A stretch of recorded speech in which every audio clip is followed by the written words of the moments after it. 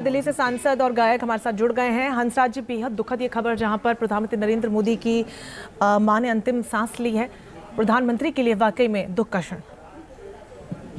बहुत ही अफसोसनाक खबर है जी। एक महान सपूत को जन्म देने वाली महान माता, वो जब भी उदास होती थी उनके चरणों में बैठ के, कोई इलेक्शन स्टार्ट हो, कुछ करना हो, उनके चरणों से उठ लेते थे। बहुत बहुत दुखद समाचार है पूरे दुनिया के लिए। बिल्कुल, जिस तरीके से जो रिश्ता भी वो साझा करते थे और जब उन तस्वीरों को आज सिर्फ याद भर बनकर देखने मिल रहा है तो उससे ज्यादा दुखद और कुछ हंसराज नहीं हो सकता है।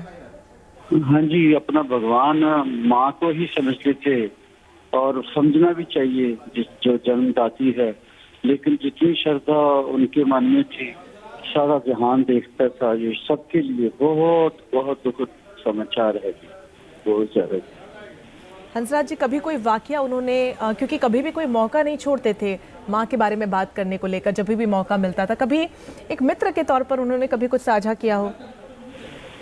हाँ जी, उनका यही था कि स्वर्ग का अगर नक्शा है जहाँ कोई आपको कहीं भी कुछ नहीं अच्छा मिल रहा तो माँ के चरणों में बैठे हर सवाल का, हर क्वेश्चन का, हर प्रॉब्लम का हल वहीं से निकलता है। जो माँ बाप की इज्जत नहीं करता वो कुछ नहीं, खास तौर पे क्योंकि वो माँ का ही जिक्र बहुत करते थे, बहुत ज्यादा जी, बहुत तकलीफ से। बिल्कुल हंसराज जी, प्रधानमंत्री होने के नाते, लगातार कई सालों तक मुख्यमंत्री रहने के नाते कई जिम्मेदारियां होती है, बावजूद उसके एक बेटे के तौर पर, एक परिवार के सदस्य के तौर पर भी जिम्मेदारी को निभाना कभी नहीं भूलते प्रधानमंत्री।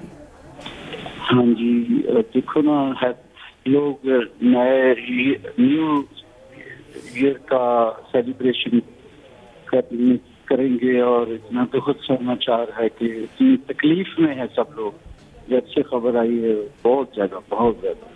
बिल्कुल, वाकई में दुखदाई है पूरे मोदी परिवार के लिए, क्योंकि हाल फिलहाल में मां से मुलाकात करके वापस वो दिल्ली लौटे थे और अब अचानक से उनको वापस इस दुखद समाचार के साथ वहां पर पहुंचना पड़ रहा है।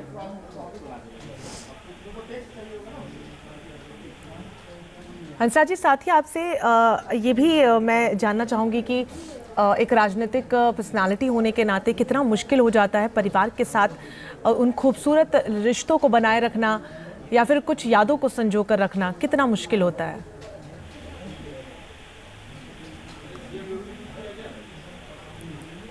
चलिए हंसराज जी, बहुत शुक्रिया आपका हमारे साथ जुड़ने के लिए। तो लगातार राजनीतिक क्षेत्र से जो उनके मित्र रहे हैं उनका भी यही कहना है कि हमेशा माँ के बारे में वो ऐसी बातें कहते थे कि उन्हीं के आशीर्वाद से वो यहाँ तक पहुँचे हैं और उनके आशीर्वाद के बिना ज़िंदगी में शायद कुछ मुमकिन ही नहीं है, और माँ का जो ओहदा ज़िंदगी में होना चाहिए उसको वो बखूबी कायम करके रखते थे। और उसी को से जुड़ी हुई तस्वीरें आपको दिखा रहे। देखिए, झूले पर अक्सर हम बैठते हैं जहाँ पर माँ हमको बचपन में झुलाया करती हैं, लेकिन यहाँ पर प्रधानमंत्री, देखिए जब वो कहते हैं ना कि जब हम बड़े हो जाते हैं माँ बाप बच्चे हो जाते हैं, तो उसी की खूबसूरत तस्वीरें देखिए किस तरीके से झूले पर बिठाकर हाथ पकड़कर उनको झूला दे रहे हैं, फिर माँ उनको अपने पास बुलाती है, साथ में बिठाती है। देखिए एक दोस्त की तरह कंधे पर कैसे हाथ रखती हैं और दोनों के बीच के संवाद की जो तस्वीरें लगातार सामने आती रही वो सबसे खूबसूरत। मित्र के तौर पर दोनों को साथ में हमेशा से देखा गया, दोस्त के तौर पर देखा गया है। देखिए घर के बच्चे सामने खड़े हैं लेकिन माँ जो है वो अपने बेटे नरेंद्र मोदी को अपने साथ झूले पर बिठाती है और बात करती है। और ये देखिए कुछ भेंट वो कर रहे हैं माँ को, और माँ लगातार उसको लेकर बातचीत कर रही हैं, पसंद नापसंद को लेकर संभवतः बात की होगी उन्होंने, और लगातार जो खूबसूरत लम्हों की तस्वीरें वो हम आपको दिखा रहे हैं। और आखिरी तस्वीर भी अपने आप में बेहद महत्वपूर्ण, जहाँ पर वो हमेशा चुनाव की प्रक्रिया में भी बढ़ चढ़ कर हिस्सा लेती थी, इस बात को बखूबी जानने के कि प्रधानमंत्री को लोग कितना प्यार करते हैं। गौतम एक बार फिर से हमारे साथ जुड़ गए। गौतम, क्या कुछ हलचल है, क्या जानकारी मिल रही है अस्पताल के बाहर से? देखिए, अस्पताल के बाहर जो अभी मूवमेंट जो है वो शुरू हो चुका है और कहीं ना कहीं बताया जा रहा है कि थोड़ी देर और लग सकती है। और जो जानकारी मिली है सूत्रों के मुताबिक, उनके मुताबिक गांधीनगर में हीराबा का अंतिम संस्कार हो सकता है। रायसन में जो उनका घर है गांधीनगर में, जहां पर छोटे बेटे पंकज मोदी के साथ माता हीराबा रहती थी, वहां से उनकी अंतिम यात्रा निकल सकती है। दूसरी चीज़ें मैं आपको बताऊं तो ख़ास तौर पर हीराबा के स्वास्थ्य को लेकर पूरे देश में कामनाएं चल रही थी, प्रार्थनाओं का दौर चल रहा था। और आज सुबह प्राइम मिनिस्टर नरेंद्र मोदी ने खुद इस बात को लेकर ट्वीट किया और अस्पताल प्रशासन की ओर से भी आधिकारिक तौर पर ये पुष्टि कर दी गई कि 3:30 बजे इलाज के दौरान हीराबा का जो इलाज चल रहा था उस दरमियान उनका जो मृत्यु हुआ है। और ख़ास तौर पर अपनी मां को लेकर प्राइम मिनिस्टर नरेंद्र मोदी ने थोड़े दिन पहले ही उनकी कहानी बयां की थी। कहा था कि छोटे से घर में मां ने गुजारा किया है, वो सभी कामकाज जो है वो खुद करती थी और मां दूसरों के घर पर बर्तन भी मांजा करती थी, यानी कि संघर्ष काफ़ी कड़ा रहा है।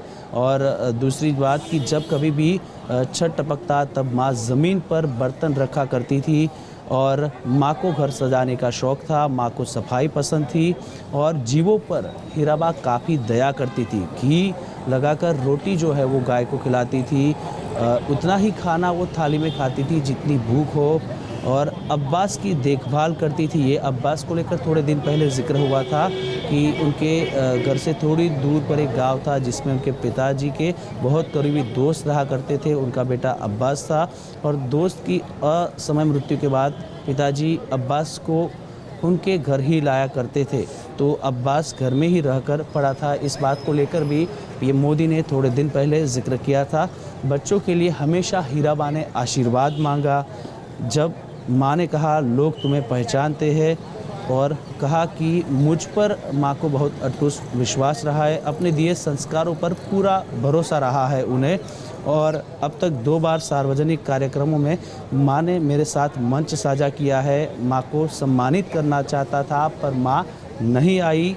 लोकतंत्र के उत्सव में अपनी भागीदारी निभाने में वो कभी पीछे नहीं हटी। हाल ही में गुजरात में चुनाव हुआ था, 100 साल की उम्र थी, तब भी बढ़ चढ़कर मतदान प्रक्रिया में हिस्सा लेने के लिए हीराबा पहुंची थी और युवाओं को भी वो प्रेरित करती थी कि ये डेमोक्रेटिक सिस्टम में वोट देना अपना अधिकार है और सबको वोट देना चाहिए। खासतौर पर पीएम मोदी ने और भी कहा था कि माँ कहती है शरीर अच्छा होगा तभी तुम अच्छा काम कर पाओगे। हीराबा की फिटनेस 100 साल की उम्र में भी काबिल तारीफ थी। उन्हें कोई ज़्यादा बीमारियां नहीं थी, पर अब 100 साल तक उनकी उम्र पहुंच चुकी थी, उन्हें कोई इतने हेल्थ इश्यूज ज़्यादा नहीं थे। इसके अलावा नियमित चतुर्मास किया करती थी माता। माँ से कभी किसी के लिए कोई शिकायत नहीं सुनी। सादगी जो है वो हीराबा को पसंद थी। ईश्वर पर उनको अगाध आस्था थी, अंधविश्वास थे वो काफ़ी दूर थे। और हीराबा की याददाश्त जो है वो बहुत ही अच्छी थी। दशकों पहले की बातें भी उनको बेहद ही अच्छे से याद थी। कोई भी रिश्तेदार जो उनसे मिलने आता था, अपना नाम बताता था, तो वो तुरंत ही उनके दादा दादी के, नाना नानी के नाम लिखकर बुलाती थी कि अच्छा तुम उनके घर से हो। उनकी तेज़ याददाश्त से जुड़ी एक बात याद आई तो उन्होंने बोला कि 2017 की बात है, जब यूपी चुनाव के आखिरी दिन में काशी में था, वहाँ से अहमदाबाद गया तो माँ के लिए काशी का प्रसाद लेकर गया था। माँ से मिला तो उन्होंने पूछा कि क्या काशी विश्वनाथ महादेव के दर्शन भी किए थे। माँ पूरा ही नाम लेती थी, काशी विश्वनाथ महादेव। माँ ने पूछा कि क्या काशी विश्वनाथ महादेव के मंदिर तक जाने का रास्ता अब भी वैसा ही है? ऐसा लगता है किसी मंदिर के घर में मंदिर बना हुआ है। मैंने हैरान होकर पूछा कि आप कब गई थी? माँ ने बताया कि बहुत साल पहले गई थी। माँ को उतने साल पहले की जो तीर्थ यात्रा है वो भी अच्छी तरह से याद थी। दुनिया की हलचल पर भी उनकी नज़र रहती थी। और टीवी को लेकर भी उन्हें पूछा था कि आप टीवी देखते हैं? तो माँ ने कहा था कि टीवी पर तो जब देखो तब आपस में झगड़ा देखने को मिलता है, पर कुछ जो शांति समझाते हैं उन्हें मैं ज़रूर देखती हूँ। माँ इतना कुछ गौर कर रही थी, ये देखकर मैं आश्चर्यचकित हो गया। माँ को मतलब सेवा भाव को देखकर मैं मतलब काफ़ी खुश था। छोटे बच्चों को उपचार के कई देशी तरीके जानती थी।